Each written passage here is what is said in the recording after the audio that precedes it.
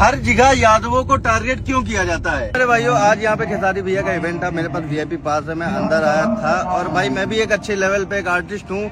और यहाँ के जो है सुधीर अवस्थी जी SHO है मेरे ख्याल से, उन्होंने भाई धक्का दिया, बदतमीजी की, दारू पिए हुए थे। और अगर तुम नशे में हो ना तो किसी से ऐसे उल्टी सीधी बात नहीं करते, नशे में हो चाहे न हो। लेकिन किसी भी पुलिस वाले का हक ये नहीं बनता है कि किसी से उल्टी सीधी बातचीत करे, किसी के साथ धक्का मुक्की करे।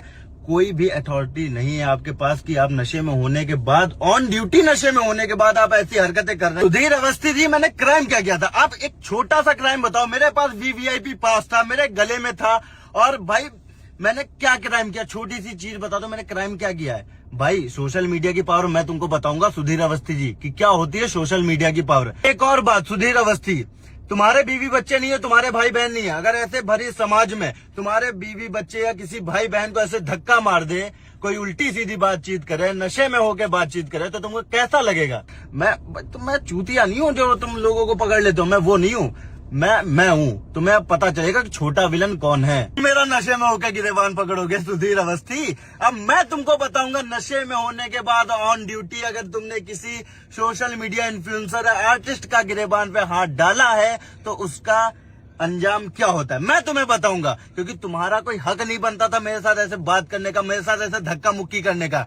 भाई मैं तुम्हें सारी चीजें अब दिखाऊंगा कि मैं कौन हूँ, मैं क्या कर सकता हूँ, मैं कैसे कैसे क्या कर सकता हूँ। अभी भी वक्त है, तुम माफी मांग लो, सारी चीजें खत्म हो जाएगी। छोटा विलन की जुबान है, अगर सरकार ने कोई एक्शन नहीं लिया और तुमने माफी नहीं मांगी, या तो समाज रोड पे उतरेगा तो नंगा होना पड़ेगा। ऐसा नहीं था अवस्थी जी कि छोटा विलन अकेले था। छोटा विलन के साथ 50 आदमी थे, और 50 आदमी भी ऐसे थे कि एक कहने पे तुम्हारा भूत भर देते।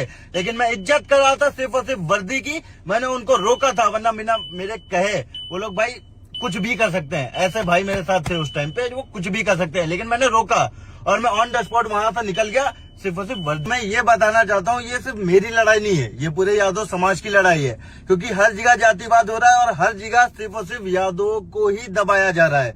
और ये मेरी योगी सरकार से रिक्वेस्ट है हाथ जोड़ के कि इस चीज को ध्यान दीजिए। इस चीज पे आपके पुलिस वाले कभी भी किसी के ऊपर भी धक्का मुक्की कर रहे हैं, अगर यादव अपने पे उतर आए तो कितना क्या क्या कर सकते हैं, ये आपको भी पता है और भाई सबको पता है।